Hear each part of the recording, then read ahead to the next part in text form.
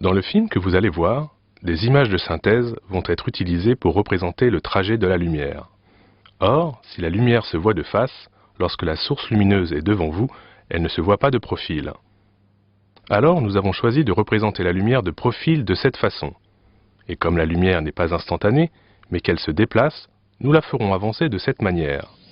Bien sûr, gardez en tête qu'ici, la vitesse est considérablement ralentie. Bon film!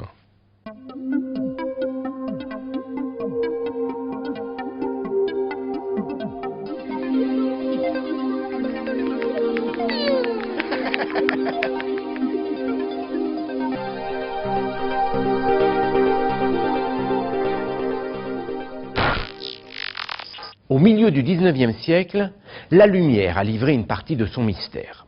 Après des lustres d'incertitude, la communauté scientifique sait désormais que la lumière se propage à une vitesse finie. C'est un Danois, Olaus Rømer, qui l'a affirmé en 1676. Alors au début, c'est vrai, l'idée a du mal à passer, jusqu'au moment où, 50 ans plus tard, un astronome anglais, James Bradley, en a apporté la preuve. Il a même estimé la vitesse de la lumière à environ 300 000 km par seconde. Seulement voilà, en ce milieu de 19e siècle, la communauté scientifique sait que le résultat de Bradley est approximatif. En effet, Bradley a fait son estimation à partir de la distance qui sépare la Terre du Soleil. Or, à cette époque, cette distance est encore incertaine. C'est d'ailleurs l'une des grandes questions qui agitent l'Observatoire de Paris. Une question à laquelle les scientifiques répondraient facilement s'ils connaissaient précisément la vitesse de la lumière. En effet, pour obtenir une distance, il suffit de multiplier le temps par la vitesse.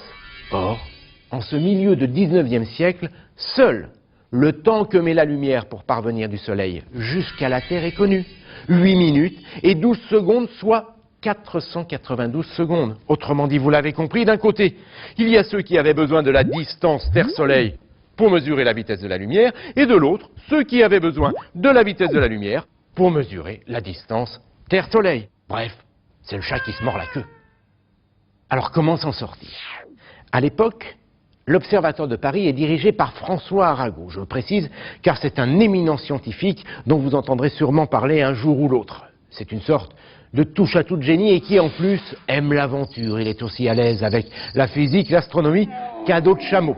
Il est persuadé qu'il faut commencer par trouver la vitesse de la lumière. Seulement, cette fois, les éléments semblent résister. Comment déterminer cette vitesse, ce sésame qui ouvrirait de nouvelles portes vers la compréhension de l'univers? Continuer à observer le ballet des astres comme le faisaient Rømer et Bradley? Sûrement pas. Pour obtenir une réponse, il faut trouver un moyen de mesurer cette vitesse sur Terre, autrement dit, en laboratoire. Heureusement, Arago n'est pas seul. Il encadre de jeunes prodiges, impatients d'en découdre avec ces grandes questions. Parmi eux, 2 jeunes physiciens, Hippolyte Fizeau et Léon Foucault. Ce qui est étonnant, c'est que ce sont des autodidactes. Attention, ce ne sont pas non plus des premiers venus. Tous les deux ont quand même fait des études de médecine, mais ils ont abandonné cette discipline pour se consacrer à la physique. Ensemble, ils ont d'ailleurs obtenu la première image du Soleil. La photographie venait tout juste d'être inventée. Ils planchent donc. Mais cette fois, chacun de leur côté. Peut-être d'ailleurs, les 2 hommes sont-ils un peu en concurrence, mais qu'importe, ils cherchent. Aidé par Gustave Froment, un habile constructeur mécanicien, Hippolyte Fizeau met au point une machine capable de mesurer la vitesse de la lumière sur Terre. La voilà, la machine de Fizeau. Pas une reproduction, hein.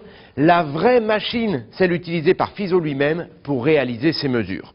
Alors évidemment, on se demande comment Fizeau a bien pu mesurer la vitesse de la lumière avec ça. Pas de panique, vous allez voir, c'est assez simple. D'abord, Hippolyte Fizeau s'est inspiré de ses prédécesseurs, Galilée notamment, et son expérience nocturne. Vous savez, 2 observateurs placés au sommet de 2 collines distantes de plusieurs lieues. Ils voulaient mesurer le temps que la lumière mettait pour faire un aller-retour.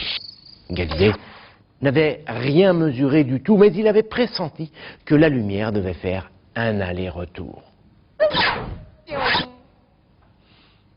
Fizeau pressent exactement la même chose. Voici le principe de son expérience. Fizeau place une source lumineuse sur le balcon de sa maison à Suresnes. À l'époque, pour obtenir une puissance suffisante, on utilise de la craie incandescente. Cette lumière vient ensuite buter contre une lame de verre semi-réfléchissante inclinée à 45 degrés. De cette manière, elle est déviée direction Montmartre, à plus de 8 km de Suresnes, 8633 mètres exactement, jusqu'au balcon d'un ami où Fizeau a installé un miroir. La lumière s'y réfléchit et repart en sens inverse jusqu'à Suresnes, où notre physicien la récupère dans son œilleton, après bien sûr qu'elle ait traversé la lame de verre. Le dispositif de Fizeau comporte également, c'est essentiel, une roue dentée installée au niveau de la station d'émission, sur la trajectoire du faisceau lumineux. En vrai, voilà ce que ça donne. Comme vous pouvez le constater, la machine réelle est un peu plus complexe, avec les différents appareils optiques destinés notamment à focaliser la lumière. La source lumineuse était placée ici, sur le côté. Là, c'est la lame de verre semi-réfléchissante. Et juste derrière, vous reconnaissez la roue dentée. Mais si, la roue est bien dentée, seulement les dents sont minuscules, il y en a 720. Cette roue dentée était entraînée par un mécanisme mis en mouvement par un poids qui se trouvait là. Alors à quoi pouvait bien servir cette roue dentée? Pour mieux comprendre, nous allons nous concentrer sur deux dents. Rassurez-vous, ça ne mord pas. Quand le mécanisme est au repos, la lumière passe entre deux dents, frappe le miroir à Montmartre et revient vers Fizeau, qui observe un point lumineux dans l'œilleton. Maintenant, le physicien fait tourner la roue. Les dents coupent le faisceau lumineux. Le point lumineux s'évanouit, puis apparaît de nouveau dans l'œilleton. La roue tourne de plus en plus vite, jusqu'au moment où la lumière qui à l'aller passe entre deux dents vient buter au retour contre une dent.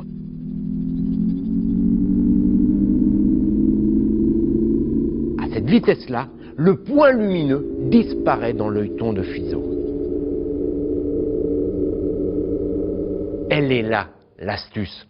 Revoyons ce qui se passe au ralenti. Le temps qu'a mis la dent pour remplacer le trou par lequel la lumière était passée à l'aller correspond au temps qu'a mis la lumière pour faire l'aller-retour. Fizeau, qui a installé un compte-tours sur sa machine, note que le phénomène est observé lorsque la roue atteint 12,6 tours par seconde.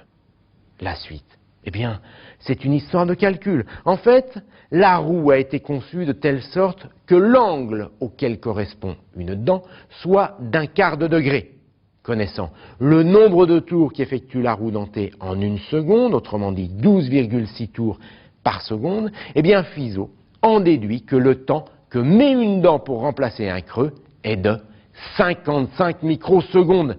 La lumière met donc 55 microsecondes pour faire l'aller-retour Suresnes-Montmartre, soit 17 266 mètres. Fizeau estime donc la vitesse de la lumière à 315 300 km par seconde. Pourtant, Fizeau sait que ces résultats manquent de précision. En effet, il a du mal à mesurer avec exactitude la vitesse de rotation de la roue dentée. Alors me direz-vous, pas de quoi sauter au plafond?